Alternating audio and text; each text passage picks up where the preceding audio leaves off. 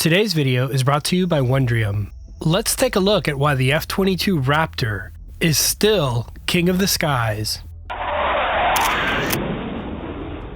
The Lockheed Martin F-22 Raptor is widely regarded as the ultimate air superiority fighter. With decades of air combat experience fueling its development, this fifth-generation twin-engine stealth marvel is designed to decimate any adversary it encounters. Despite being in service for nearly 20 years, the Raptor remains the standard against which all other fighters are measured. But with a limited production run of less than 180 examples, the F-22 is destined for retirement. The Raptor's dominance is not just its stealth, but its fifth-generation sensor fusion and advanced avionics that allow it to remain unseen, allowing it to dictate when and where to engage a hostile aircraft. With the ability to get first look, first shot, the Raptor typically emerges victorious before the opposing force knows it's even there. Its thrust-vectoring engines and aerodynamic design also make it extremely maneuverable, allowing it to hold its own even within visual range dogfights. But no aircraft is invincible, and the Raptor has lost simulated dogfights to older generation airframes in the past. Despite this, the Raptor has consistently demonstrated a staggering kill-to-loss ratio in various exercises, with some reports showing an average of 40-1. A kill ratio of 40-1 means that just 10 Raptors could account for 400 aircraft, a devastating blow to any opposing air force. The Raptor may be so good that it may never see air-to-air combat before its replacement, the 6th-gen, next-generation air dominance or NGAD fighter takes to the skies. But until that moment, the F-22 remains the undisputed king of the skies.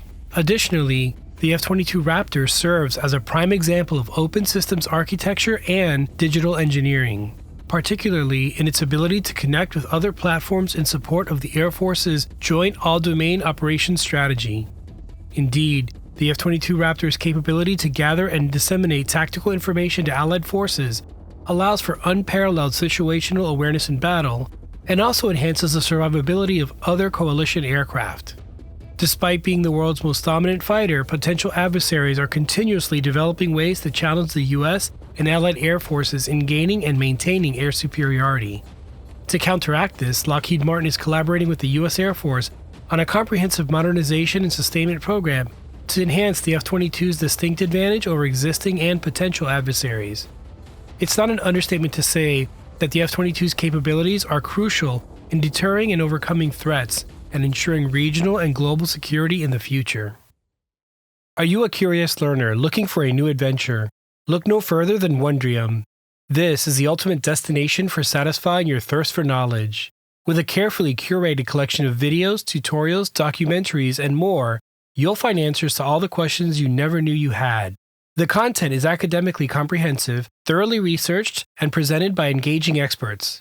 It's not just about learning, it's about being entertained and engaged in the process. I'm currently watching Assessing America's National Security Threats. I was hooked after watching the first episode, which took a deeper dive into the overconfidence following the first Gulf War and how it led to massive cuts in defensive spending. Wondrium has many great courses in their library, and the best part? They add new content every month, so the learning never stops. Wondrium makes a great gift too. You can give the gift of endless learning to your friends and family. Trust me, they'll thank you. And for a limited time, they're offering a free trial. Show your support for my channel and subscribe to Wondrium now. Your brain will thank you. Visit wondrium.com/PilotPhotog or click the link in the description below to start your free trial today. Don't miss out on this amazing opportunity for growth and discovery.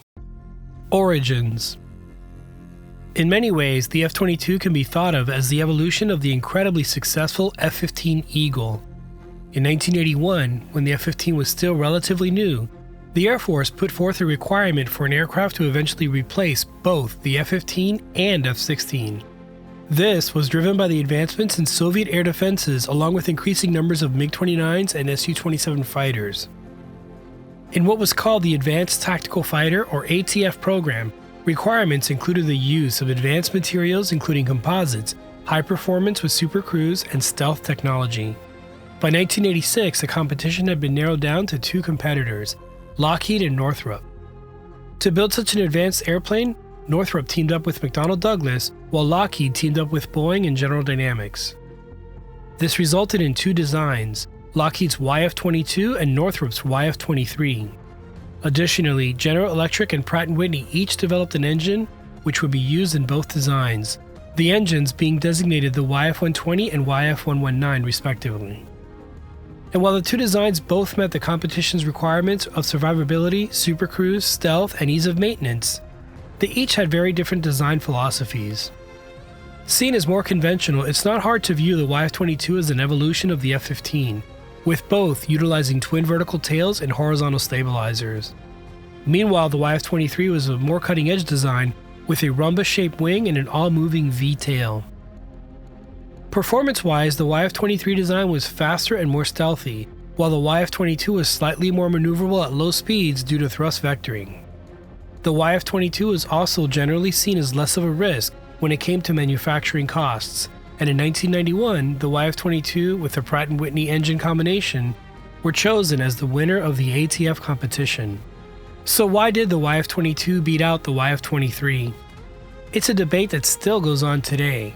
Essentially, you could say that it came down to public relations. The Lockheed team conducted a demonstration flight of a high angle of attack maneuver, while the Northrop team decided not to do so. And even though the YF-23 could perform the same maneuver, by not demonstrating it, the implication was that the YF-22 could perform the maneuver while the YF-23 could not. Additionally, although not a requirement of the test program, the Lockheed team also conducted a live fire exercise of an AIM-9 Sidewinder and an AIM-120 AMRAAM missile from the internal weapons bay. This was seen as going above and beyond what is necessary for testing and made a favorable impression on the evaluators.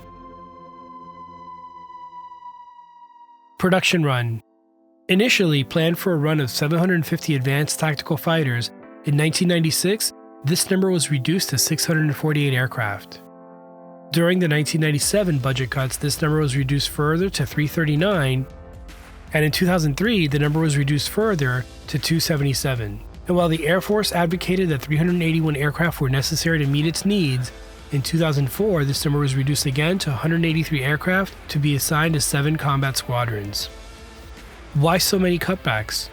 It's hard to imagine now, but in the early 2000s, the F-22 was seen as an unneeded luxury. With low-intensity wars going on in Iraq and Afghanistan, the need for a super-advanced air superiority fighter was extensively debated. This, along with funds being diverted to the F-35 Lightning production lines, led to the final production run of 187 total aircraft. At its peak, the F-22 production line was producing 2 new airplanes a month, while employing 95,000 people in 46 states. At the same time, both Chinese and Russian designs are trying to close the gap on the F-22. As a result, as recently as 2016, studies were being conducted to resume production of the F-22. It was then estimated that to produce an additional 194 F-22s would cost a total of $50 billion, or about $215 million per aircraft. Unfortunately, the Air Force decided not to move forward with this plan.